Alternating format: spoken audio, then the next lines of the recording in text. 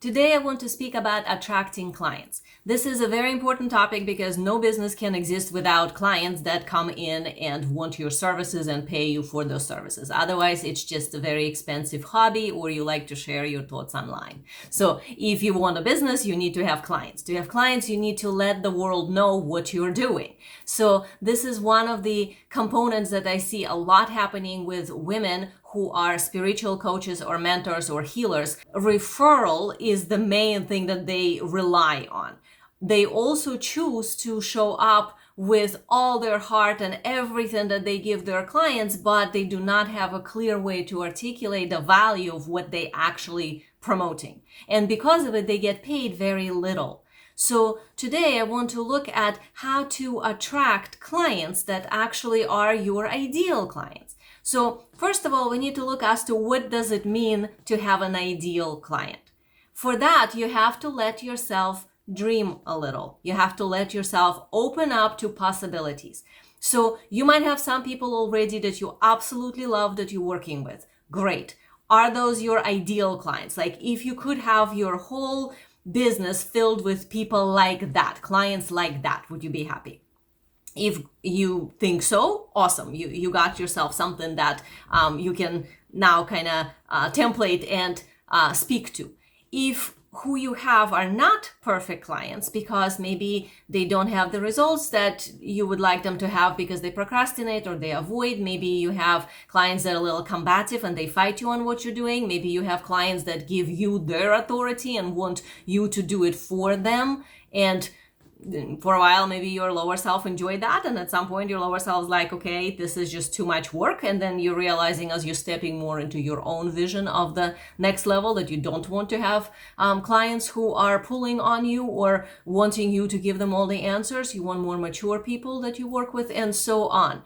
Also, look at the financial component. So are those people able and willing to pay you what your service is actually worth? Or are you always looking for how can I minimize this? How can I have lesser investment for them? Or do I need to create some sort of a lower package or something like that? By the way, putting 5 or 10 sessions, individual appointments into a bundle and calling it a package, it's not. It's just certain number of sessions at discount. So when I'm speaking about a package, I'm talking about actually creating a higher level program that's worth more than individual sessions. So that is something I teach my clients how to do. But back to attracting clients. So step 1 is to figure out who is your ideal client. So just to give you an idea, an ideal client is somebody that first of all gets the best results working with you, like they're the right type of person. So you want to write out what does that mean for you? What's the right type of a person that you love working with and that gets results from working with you. Second component of that is they have to be able to afford you. They have to be able to pay for your services. So if somebody you absolutely love, but they can't pay, that's still not an ideal client. That's maybe an ideal friend, but not ideal client. So you want to look as to, okay, what income do I want to generate? What money inflow? What amount of my wealth energetics flow here do I want to play with? And then depending on that, also look at, is my ideal client image, the person I kind of imagined here, matching that they can afford what I am offering? That's also very, very important. And of course, the third part is the maturity internally, because we all are at different levels of consciousness. No judgment, we just are. Different levels of consciousness, that's the planet we're on. Nobody here is the same. So that means you decide who you speak to. Some people like to work with the consciousness beginners. Some people like to work with people who are just beginning to wake up. Some people only like to work with, somebody who's been on a journey for a while. Like all my clients are spiritually mature people. I don't work with somebody who just picked up a self-help book yesterday and realized, oh, there's like this other stuff out there. Like I work with people who've been doing this their whole life. So that's my audience, but that might not be yours. Your audience might be somebody who is just waking up or who had a revelation or who's going through some deeper transformational experience. So that conscious component is the third part that you want to look at in your clients. Like who are these people and are they at the proper level? How do you know? Well, it's not just by, well, it would be easiest if they're the most mature people. That's not how we decide. We don't decide by what's easiest. We decide by what are we ideally calibrated for. And one of the ways that I can tell you to know this, and with my clients, I have a whole procedure of figuring this out in a much deeper level, but here, for simplicity, do you have to explain yourself? With ideal client, you shouldn't have to explain yourself. You can explain certain terms that you're using, like if they don't understand something, like let's say if you're a healer and you utilizing chakra system, you don't want to explain what chakras are. You want to work with somebody who already got the idea that there are chakras and that they're good to clean them up or align them or something. And then you can explain more details because, yes, you know more than they. You are more experienced in it than they. Of course, that's why they come to you. So if you have to convince somebody that, oh, clearing your chakras is a good thing. Oh, you really are energy and you need to utilize that. And this is why you need to go to a healer to really help you heal this problem. And it could be healed internally through aligning your energetics. If you have to do that, that's not a right client. So you always want to look that what you're offering is matching the frequency range of who you're working with. They could be at the very bottom of your massively expanded range, but they still have to overlap. If they're underneath your range, you end up explaining yourself. So that's a clue number one, that who are you working with? Are you working with people where you constantly have to like back yourself up or prove something or explain something? If so, not correct type of client. Are you constantly having to lower your price or worry that they cannot pay, or they start paying you and then stop paying you and then this stop happening, they don't pay all the way or whatever? That's not the right type of client. You know, are you bringing something through and people understand it and really desire it, or do you have to explain to them why they need it? So that's also not the right kind of client. So when we think of the ideal client, that's actually a big part of attracting people to you. So everybody always asks me like, okay, Eugenia, how do I attract clients? And I always say it's not about how do you attract. That automatically happens when you know what you're broadcasting energetically and who you want to attract.